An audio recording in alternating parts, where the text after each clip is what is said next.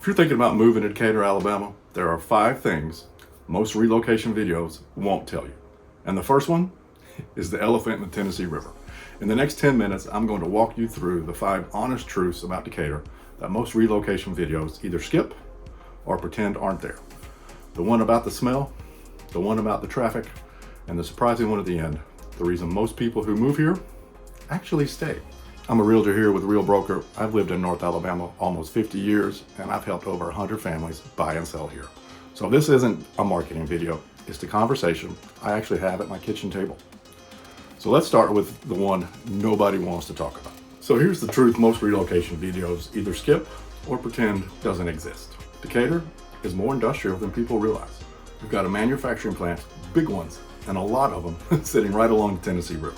And if you spent any time here or you've read the Facebook groups, already know what I'm about to say probably. Sometimes Decatur smells. Locals talk about it, newcomers ask about it, and the 2 plants that usually get blamed, meow mix and Bungie. Now, here's the part most videos won't actually get into.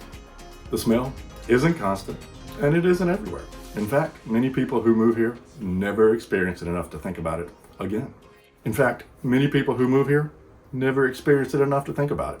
It really is going to depend on which way the wind is blowing off the river, and that's going to change day to day. Some days you don't smell anything at all. Some days, if you're in the northern part of the city, closer to that industrial corridor, you'll get a few hours of it. But here's what I want you to hear. The geography of Decatur matters more than the actual city does.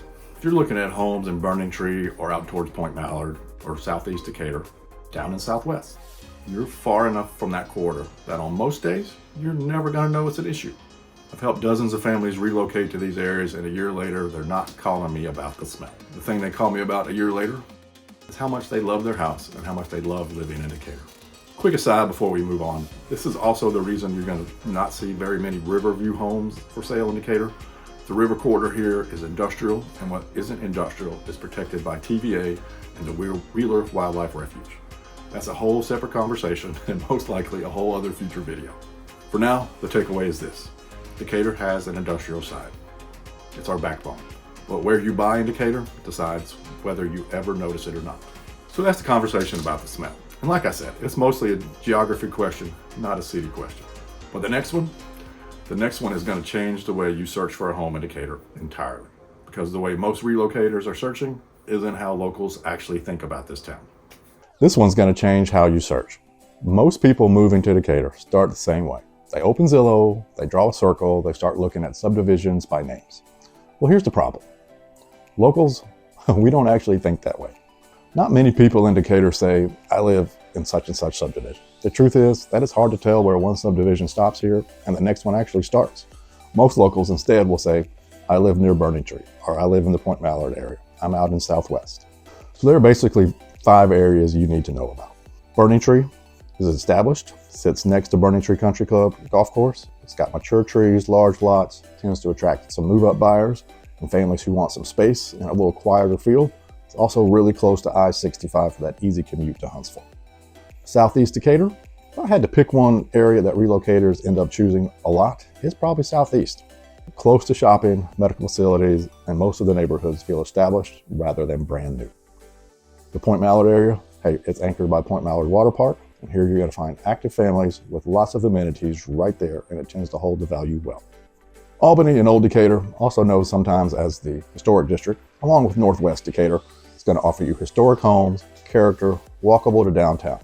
You're going to be trading newer construction for charm and a story with the house. Hey, this is not for everybody, but the people who love it, love it. Southwest can feel a little newer. It's going to be close to the Beltline corridor, which is going to have easy access to shopping and multiple dining options. So before you start typing random subdivision names into Zillow, figure out which area fits how you actually want to live. That's how locals search. And honestly, that's the conversation I have with every relocator in the first 10 minutes of our first call. Now, for some relocators, the next one may seem small, but for Decatur, it's actually a rather large topic of conversation. But if you take a job north of the river, or you'll be commuting towards Huntsville or Madison, this one will save you a year of frustration. And most relocation videos won't even mention it. If you're taking a job in Huntsville or commuting towards Madison, you're going to be crossing the Tennessee River regularly. So you need to know that bridge traffic in Decatur is a real thing.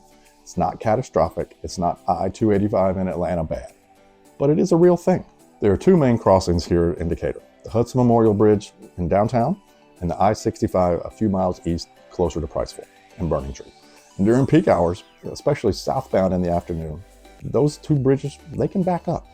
Here's the part a lot of newcomers miss though. Locals, we plan around this. The folks I know who commute to Redstone Arsenal or Cummings Research Park are going to leave a little bit early, around 6:30 to 7:15.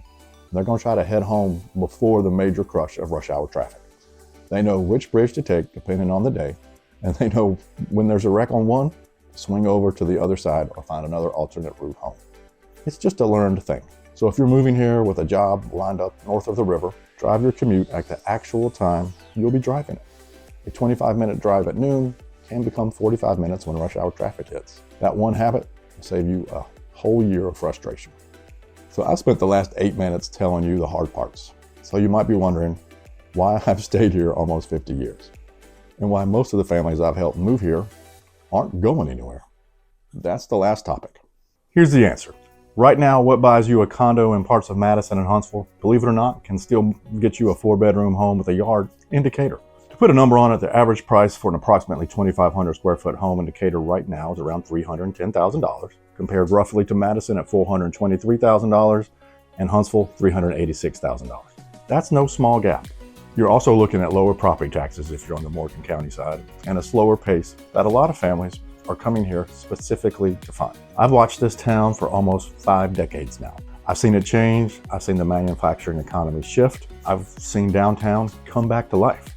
I've seen families move here and then never leave. The truth is, Decatur isn't perfect. No town is. But if you're looking for a slower pace, a strong sense of community, and the ability to get to Huntsville in half an hour without paying Huntsville prices or dealing with Huntsville traffic all the time, Decatur starts making a lot of sense. The families I help move here, the ones who come in with realistic expectations, they don't call me a year later asking how to get out. They call me to send me their friends. And that's the truth most relocation videos won't tell you.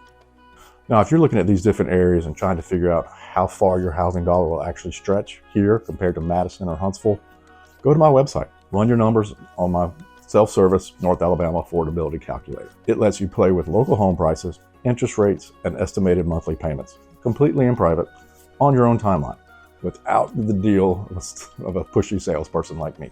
The link to that calculator is sitting right at the top of the description below. Right next to it, you'll also find a link to download my free Decatur Relocation Guide, which gives you a deeper look into the specific neighborhoods, local data, and everything else we just covered. And if you're closer to ready than that, if you want to map out a specific timeline or target a certain area, my personal Calendly link is in the description below as well. A simple 15-minute phone call, no pressure, no pitch, just a conversation. I'm Clint Peters with Real Broker. Thanks for sitting down with me, and I'll see you in the next video.